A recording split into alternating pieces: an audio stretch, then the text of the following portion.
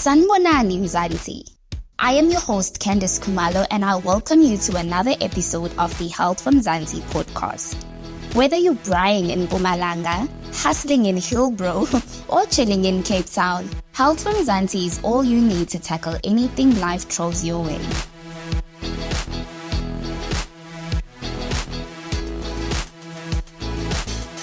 Today's episode is all about coping with change, big or small.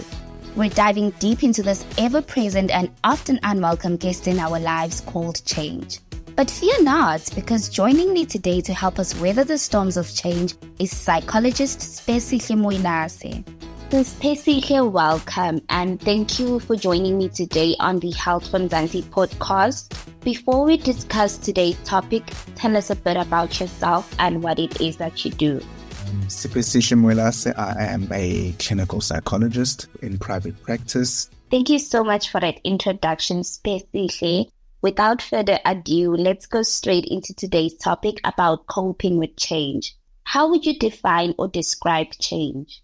If I can just use a word, I would say change is adjusting, the ability to adjust or to adapt to your current circumstances. So are you able to adjust up to the current challenges or what's in front of you at this particular time and point? When I think of change as well, I look at it as change as twofold, if I can put it that way. You get the enforced change. Enforced change, maybe if I can go into it, is maybe when the environment kind of forces you or needs you to adapt or it needs you to change.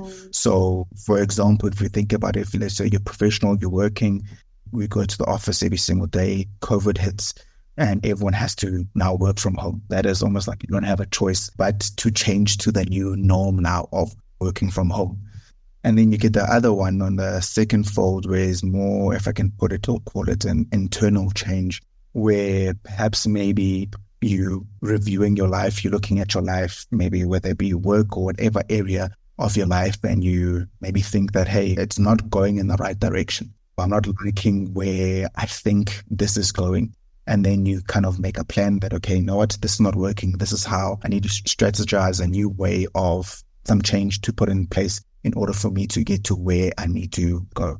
It's also important to remember that neither one of these two that I mentioned, twofolds, that neither of them are easy. Changes is going to be difficult or uncomfortable either way, whether it comes from you or it comes from environment. Change is just having to adapt to the new norm, which is also quite challenging on its own. Can you just walk us through the emotional roller coaster of change?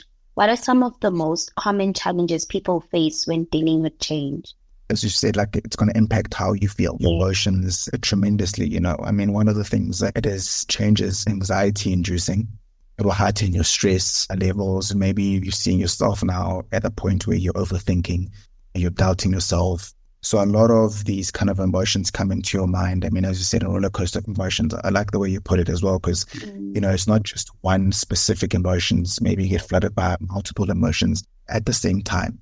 But again, when I look at it, the emotional roller coaster of change, it's almost like a ripple effect on other areas of your life as well, where it's going to impact how you feel, your emotion. But also that if you're not getting maybe assistance or maybe not seeking out for help from a friend or anyone who can just, for you to process these emotions, you find yourself, you're overwhelmed, inundated by these emotions, which can go to affecting the way you think. It can be psychologically like straining as well, because now you're just sitting in those emotions, thinking about them or sitting with them, and you don't know what to do with them, which now will impact how you think. Now you find yourself that, or you're not thinking clearly, you're always distracted, you're struggling to do your work because now what's constantly in your mind is these challenges or, maybe that change that you have to make.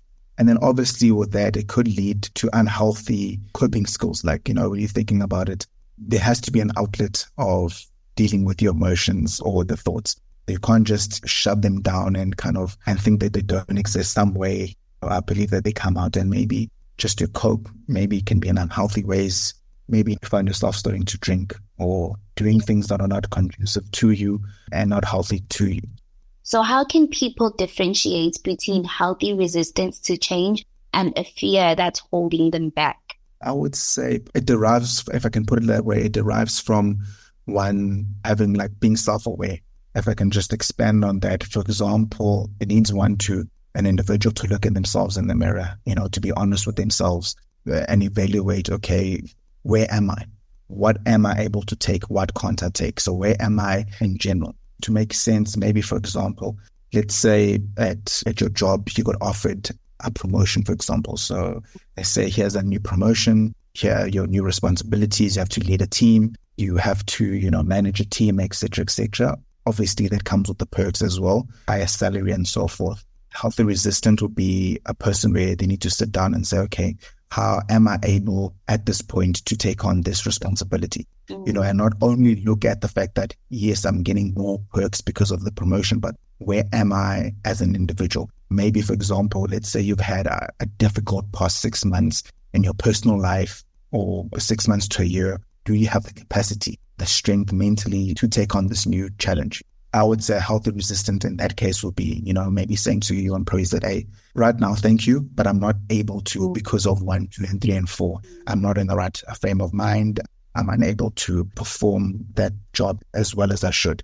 Maybe on the other flip side now, unhealthy ways, fear, if you can put in the question, is maybe we'll use the same example. You're offered a job as well, but now instead of your decision to reject the offer, instead of it being based on you being unable to because of there's too much going on in your life right now and you don't have the capacity to take on the new task, maybe now it's based on that you're just anxious. You think that, oh, I'm not good enough. Imposter syndrome comes into play here, where you think, no, what if I do the job and then they find out that maybe I'm a fraud. I can't do this job. I'm actually not that good. It's based on maybe just being afraid. That's based on your emotions taking play and not being able to think objectively about it as well.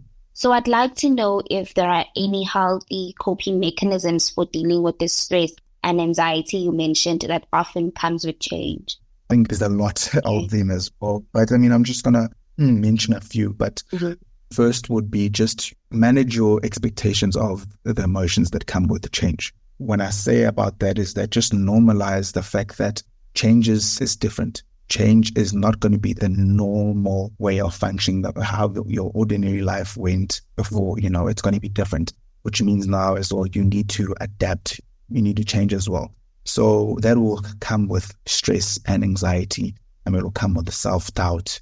Am I sure? Did I make the right decision? Am I doing the right thing? Because again, as I said, it's an area that's unknown maybe for you at the beginning. So just normalizing the emotions that come with them. It's not that you're overreacting or there's something wrong with you because you're feeling stressed or you're anxious or anything. It's quite normal to feel that way. Secondly, what I would say is that the goal is to survive your emotions. It's almost like generally people say, just stay the course. At the beginning, it's difficult, but towards the end, it'll be okay. You will actually handle everything. So basically like that, survive the anxiety, survive the emotions, survive all the roller coaster that comes. Because with that, surviving that, it also strengthens you. It also builds self-confidence, saying that actually, I was terrified at the beginning, but now actually it's not as bad as I initially thought it would be. Yes, I'm still anxious, but it's more bearable or it's more manageable anxiety or whatever emotions that are there at that particular time. It's also finding ways to not always be kind of consumed by, if you can call it your challenge or what you're facing. Say maybe healthy ways would be just to distract yourself, do something or try to do something that takes your mind off of that challenging task. Have fun, like you like to gym, maybe you like to go on walks. Try those things, reach out to other people, just talk as well. I think those are other ways just to, clear your mind, because it declutters your mind, allows you again to think clearly and gets you to the point where you're able to think about things objectively. Can you just share any words of advice for someone out there having difficulty with coping with change? Change it's not easy. It's a matter where it comes from. Is it from you, from the environment? Change is not easy. It won't be easy. It's a process as well, but it is doable, I would say that. And with change, it requires a new version of yourself. I would look at it as an opportunity for you to construct a new version of yourself, because it requires you to adapt. It requires you to think differently, to move differently from what you're used to, So it requires a new version of yourself, which can also be amazing to an individual because, some people think that, hey, at the beginning, or I never thought I was able or was capable of doing such a thing. But now, you see that you've gone through the process and you are capable. You are not alone. Support systems say, just reach out, family, friends, whoever, those loved ones, close people near you, people that, you feel comfortable talking to them. Just share. It doesn't have to be a long kind of conversation. Share as much as you are able to share and willing to share at the particular time. And obviously there's also psychotherapy. There are psychologists as well, if it gets too consuming as well. Thank you for joining this week's episode of the Health from Mzansi podcast. To find out more about being the healthiest version of yourself, visit healthfromzansi.co.za, or you can send us an email to hello@healthfromzansi.co.za. This is the Health from Mzansi podcast, and your ears are always invited.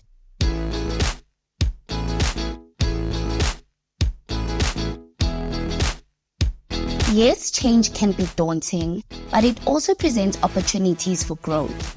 It's not always easy, but try to embrace the discomfort because it's often a sign that you're stepping outside of your comfort zone and evolving. Stay healthy and fancy. I am your host, Candice Kumalo.